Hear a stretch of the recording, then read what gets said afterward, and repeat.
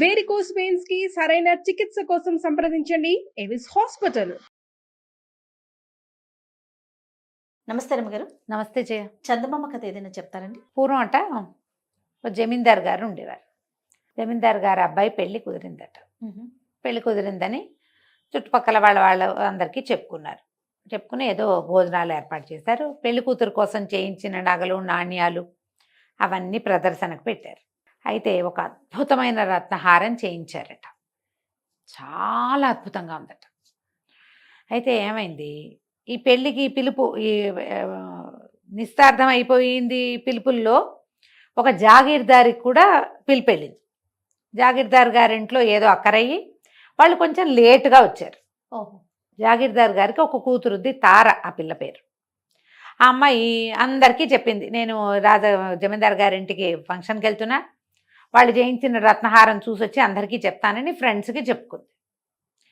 తీరా వీళ్ళు వెళ్ళేసరికి లేట్ అయిపోతే ఈ ప్రదర్శన అంతా అయిపోయి జనాలు భోజనాల దగ్గరికి వచ్చేసారు. ఈ తార చూద్దామనుకుంటే నగలు లేవు ఇక్కడ. మిగిలిన నగలన్నీ వీళ్ళకి తెలుసు, అవన్నీ పాతకాలంవి చూశారు. కొత్తగా పెళ్లి కూతురు కోసం చేయించిన రత్నహారం అక్కడ లేదు. సరే, ఈ పిల్ల ఏం చేస్తుంది, అటు ఇటు తచ్చట్లాడి, వాళ్ళ అమ్మగారికి ఏమీ ఆసక్తి లేదు. మిగిలిన పెద్దవాళ్ళందరికీ ఏముంటాయి, నగలు నాణ్యాలు వస్తువులు చూసే భ్రాంతి చిన్నపిల్లలకే ఉంటుంది. అందరూ భోజనాలకు వెళ్ళిపోయారు. ఈ అమ్మాయి ఏం చేసింది, జమీందార్ గారు అమ్మాయి మాలినిని అడిగింది, ఆ హారం చూపించవా నాకు అంటే. ఆ మాలినేమో కొంచెం విసుగ్గా మొహం పెట్టి, అబ్బా అవన్నీ సర్దేశాము, అవన్నీ ఇప్పుడు ఎవరు తీస్తారు, లోపల పెట్టేశాం, పెళ్ళప్పుడు చూద్దుగానిలే అంది. ఈ పిల్ల కొంచెం చిన్నపుచ్చుకుంది, అందరికీ చెప్పొచ్చింది, నేను చూసొస్తాను. ఇక్కడ మాకేదో హోల్డ్ ఉందని మనం చెప్పినప్పుడు ఫ్రెండ్స్ అందరు ఏమంటారు, ఆ ఒట్టి గొప్పలు చెప్పుకుంటుంది అలా అనేస్తారని పిల్ల కొంచెం మూతి ముడుచుకుని అటు ఇటు తిరుగుతుంటే ఈ మాలినితోటి తార మాట్లాడుతున్నప్పుడు అక్కడ ఒక ముసలాయన కూర్చుని ఉన్నారు. ఒక ఆయన ఎట్లాంటి మామూలు సాధారణ బట్టల్లో ఉన్నారు. పంచధోతి చొక్కా వేసుకున్నారు, లాల్చీను ఓ ధోతి కట్టుకుని ఉన్నారు. సామాన్యం మామూలు బట్టలు, జమీందార్ గారి సైజు లెవెల్ బట్టలు కాదు, పెద్ద ఫంక్షన్ లెవెల్ కూడా ఆయన ఏం పాటించినట్టు లేడు. తల అది తెల్లగా ఉండి మీసాలు అవి తెల్లబడిపోయినాయి, మంచి ఎత్తుగా అజానుబాహువుగా ఉన్నాయి. ఆయన ఏమమ్మా ఏమిటమ్మా నీ పేరు అని పలకరించి, ఎవరమ్మా ఇవి, ఏం చదువుకున్నావు, ఇది 4 అడిగి, ఏమిటి హారం చూద్దామని ఉందా నీకు అన్నాడు. అనేసరికి పిల్ల చటుక్కుని ఆశ్చర్యపోయి, మీకు ఎలా తెలుసండి, అదే ఇప్పుడు నువ్వు మాలిన్తో మాట్లాడుతున్నావు కదా, దాన్ని నేను చూపిస్తాను నీకు అన్నాడు. అనేసరికి పిల్ల కొంచెం సరదా పడింది, కానీ ఈయన ఎవరో పెద్ద మనిషిలాగా ఉన్నాడు, కానీ అంత పెద్ద మనిషిగా లేడు, ఆయన మామూలు బట్టలు కట్టుకుని ఉన్నాడు. మేము బంధువులమేనమ్మా, ఇది మా ఇల్లే అన్నాడు. అనేసరికి సరే ఆయన చూపిస్తానన్నాడు కదా, మాలిని దాని పనులలో అది ఉంటుంది, చుట్టాలను ఇంకా చూసుకుంటోందిగా, రా అని చెప్పి ఈ తారని వెంబడి పెట్టుకుని పైన మేడ మీదకి తీసుకుపోయాడు. ఓ అరలాగి అందులోంచి రత్నహారాన్ని తీసి చూపించాడు. పిల్ల చక్కగా చూసింది, పెద్ద హారం, పచ్చలు కెంపులు పెట్టారు, ముత్యాలు వేళ్లాడుతున్నాయి, ఎంత బాగుందో. ఆయన అన్నాడు, చూసావా నీ ఫ్రెండ్స్కి వర్ణించి చెప్పుకుందు కానీ అని చెప్పి ఏమన్నాడు, నీకు గుర్తుంటుందో ఉండదో, ఉండు ఈ హారం నకలు నీకు గీసిస్తాను అని జేబులోంచి ఒక పేపరు పెన్సిల్ తీశాడు. లాల్చీ వేసుకుని ఉన్నాడు కదా, లాల్చీ జేబులోంచి మడతలు పెట్టున్న కాగితాన్ని సాపు చేసి చిన్న పెన్సిల్ ఆయన దగ్గర, ఆ పెన్సిల్ పెట్టి అన్నాగా డిజైన్ చక్కగా గీసాడు. గీసి పిల్ల చేతిలో పెట్టాడు. వెళ్దామా ఇంకా అన్నాడు. సరేనని తార లేచేసింది. ఆ కాగితం మడత పెట్టి పర్సులో పెట్టుకుంది. హ్యాండ్ బ్యాగ్ తెచ్చుకుంది పిల్ల, ఇందులో పెట్టుకుంది. ఈ అమ్మాయి చూస్తుండగానే ఆయన లోపల పెడుతున్నాడు, పెట్టేదాకా ఉండల. ఆయన లోపల పెడతాను అన్నాడు, అర కూడా లాగాడు, పెడతాడని పిల్ల దిగొచ్చేసి అయిపోయింది. భోజనాలు చేసేశారు. మళ్ళీ ఆ పెద్దగా ఈ పిల్లకి కనపడలేదు. ఎవరి దారిన వాళ్ళు ఇంటికి వెళ్ళిపోయారు. ఒక వారం 10 రోజుల తర్వాత జమీందార్ గారి ఇంటి నుంచి వీళ్ళకి కబురు వచ్చింది, తారని తీసుకురండి. తారని తీసుకుని వెళ్ళారు.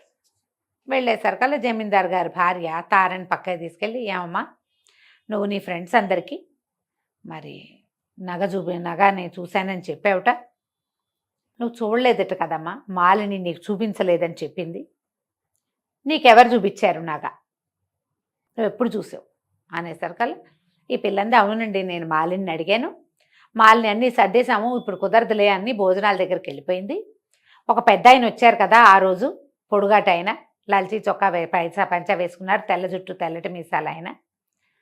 మీ బంధువులేట కదా, ఆయన నన్ను పైకి తీసుకెళ్ళి చూపించారండి అని చెప్పేసరికల్లా ఆ నాగ ఇప్పుడు కనిపించట్లేదు. ఈ పిల్ల నిర్ఘాంతపోయింది.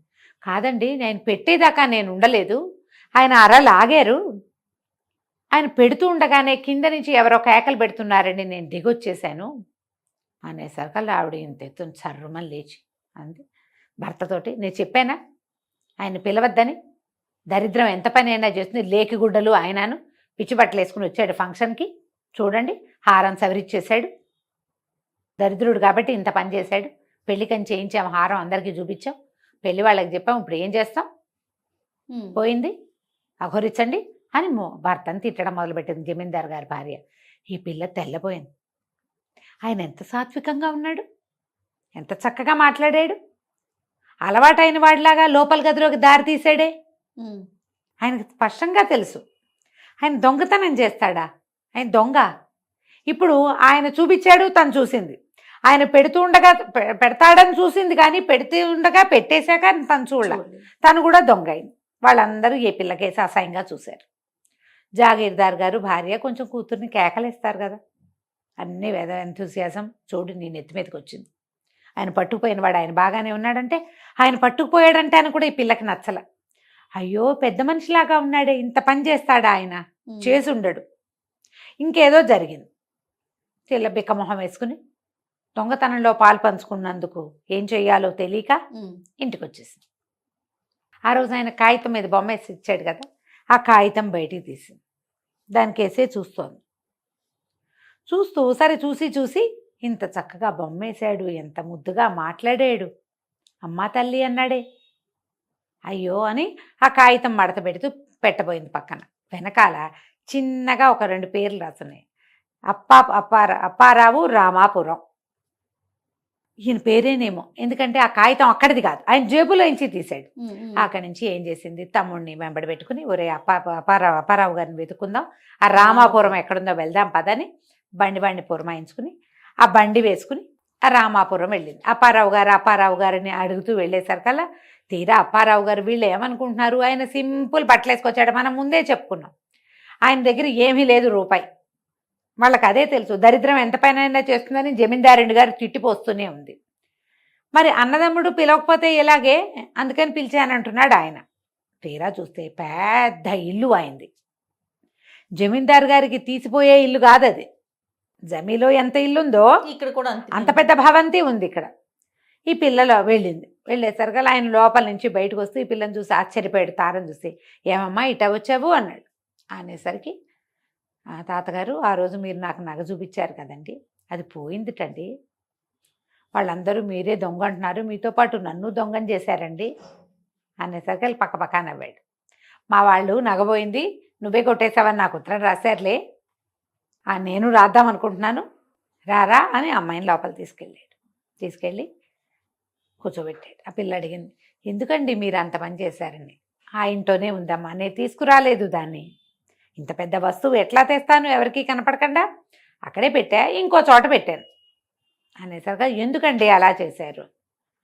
జమీందారు మా అన్నేనమ్మా, మా ఇంట్లో నాకు తెలిసిన రహస్య ప్రదేశాలు మా అన్న కూడా తెలియవు, మేము ఆస్తులు పంచుకున్నప్పుడు నా వాటాకి ఎక్కువ రాలేదు, జమీ ఆయనకి వెళ్ళింది పెద్దవాడు కాబట్టి నేను బయటకు వచ్చేసాను, నేను ఎట్లా ఉన్నానో వాళ్ళకి తెలీదు, నా గురించి అజాపజా కనుక్కోలేదు, మా వదిన గారికి నా మొహం గిట్టేది కాదు, నేను 12-15 లక్షలు సంపాదించానులే, అక్కడికి రాకుండా రామాపురంలో ఇల్లు వాకిలి ఏర్పరచుకున్నాను, నా వ్యాపారం అవి ఇక్కడే ఉన్నాయి, వ్యవసాయం అంతా కూడా నేను సంపాదించానని కూడా వాళ్ళకి తెలీదు, ఏదో లేమిలో బతుకుతున్నాను, వాళ్ళు ఇచ్చిన పావలా వాటాతోటని వాళ్ళు అనుకుంటున్నారు, నా బట్టలు చూసేనా నా గౌరవం, నేను ఆ ఇంటి తమ్ముడిని కదా, నన్నేం గౌరవించలేదు, బట్టలు గ్రాండ్గా వేసుకొస్తే గౌరవం ఇచ్చేవాళ్ళు, వీళ్ళకి శాస్తి చేయాలని ఆ వస్తువు ఇంకో చోట పెట్టాను, అంతేనమ్మా, పిల్లవాడి పెళ్ళికి దగ్గరకు వస్తుంది కదా, పెళ్ళిని దగ్గర చేసి పలానా చోట నువ్వు చూసుకోపోండి అని ఉత్తరం రాద్దాం అనుకున్నాను, నువ్వు వచ్చావు, పాప అనవసరంగా నా వల్ల నీ మీద నిందబడింది,